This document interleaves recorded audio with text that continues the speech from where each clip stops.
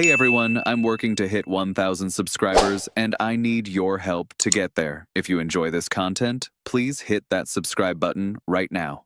Picture this for a moment. It's late at night, the stadium lights are off, the Rogers Center is quiet, and yet somewhere deep inside the Blue Jays front office, the phones are glowing. Not buzzing. Not ringing wildly. Just glowing, like a heartbeat. Because when a franchise even whispers the idea of a 10-year contract, baseball itself leans forward in its chair. This isn't gossip. This isn't fan fiction. This is the sound of a team standing at a crossroads, staring down the next decade, and deciding whether to step boldly into it or retreat back into safe familiarity. And right now, that decision has a name. Kyle Tucker. The conversation around this club has shifted, and you can feel it in the air. The jokes are gone, the hypotheticals have hardened into something real, and the Toronto Blue Jays are no longer browsing the market. They are pushing their chips forward. A potential 10-year offer isn't smoke and mirrors. It's a declaration. It's the front office clearing its throat and saying, loudly and unapologetically, that the direction of this franchise is about to change. And here on the Blue Jays Report, that matters, because moments like this don't come around often, and when they do, they tend to define eras.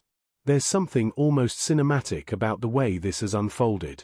Jeff Passan, speaking calmly on Sportsnet Central, dropped a detail that landed like a thunderclap. The Blue Jays, according to those in the know, are the only team willing to stretch an offer to 10 years for Kyle Tucker. Not 7. Not 8 with options and clauses. 10 full years. That single detail reshapes the entire chessboard. This stops being a bidding war about money and turns into a battle of philosophy. Short-term fireworks versus long-term belief. Flash versus foundation.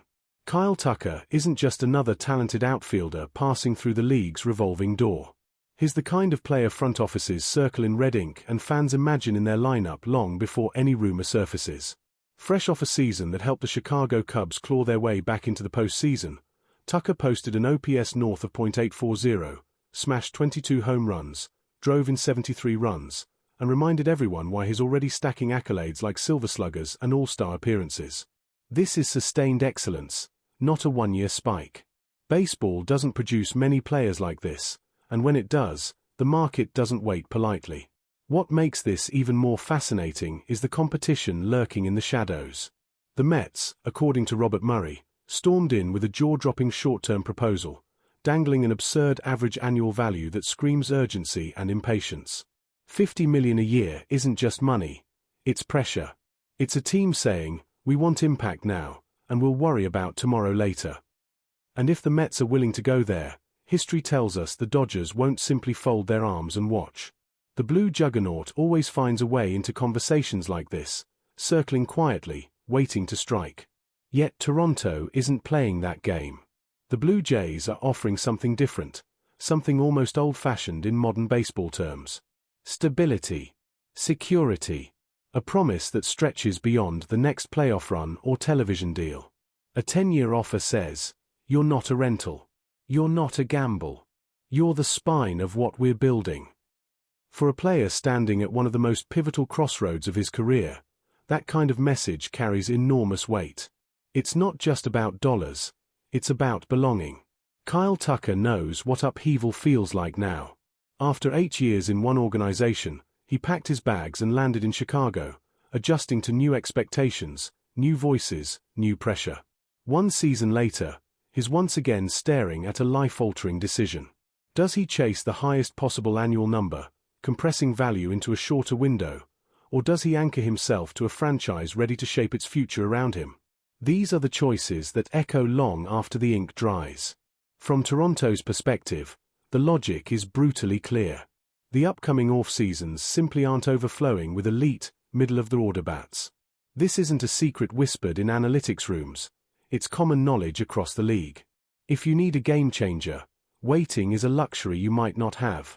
The Blue Jays are a team that has proven it can compete, proven it can reach October, and yet year after year has felt the absence of that one presence who bends postseason games to his will. Offering 10 years isn't reckless. It's an admission of scarcity. And let's be honest, as fans, this hits close to home. How many times have we watched this team knock, only to find the door locked? How often has the talent been there, the pitching lined up, the crowd roaring, only for something to fall just short when it mattered most? A commitment of this magnitude signals a shift in identity. It tells the league that Toronto isn't content with being competitive. It wants to be consequential. Now, of course, the risk looms like a shadow at sunset. 10-year contracts are heavy things. They age. They creak. Bodies change, games evolve, and no projection is foolproof. But here's the question the front office seems willing to confront head-on. What is the cost of caution? What is the price of standing still while rivals surge ahead? Sometimes, doing nothing is the most expensive decision of all. The clock, by all accounts, is ticking loudly now. Jeff Passan hinted that a decision could come within days. Mike Puma suggested the Mets aren't even bracing for an answer until later in the week. That places us in that delicious, nerve-wracking window where every notification feels important and every rumor sends fans scrambling. This isn't an abstract debate anymore. This is imminent. If Kyle Tucker chooses Toronto and that 10-year vision, the ripple effects will be immediate.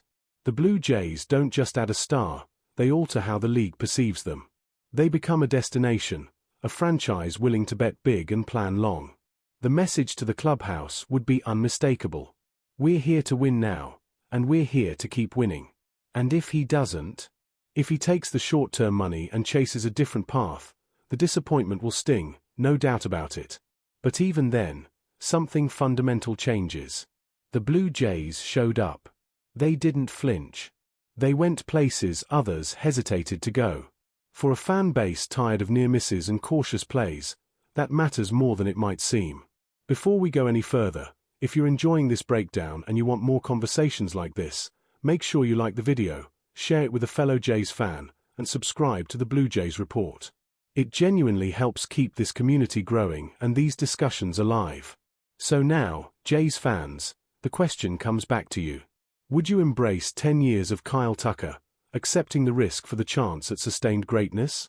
Or does the length give you pause, making you wonder about flexibility and the future?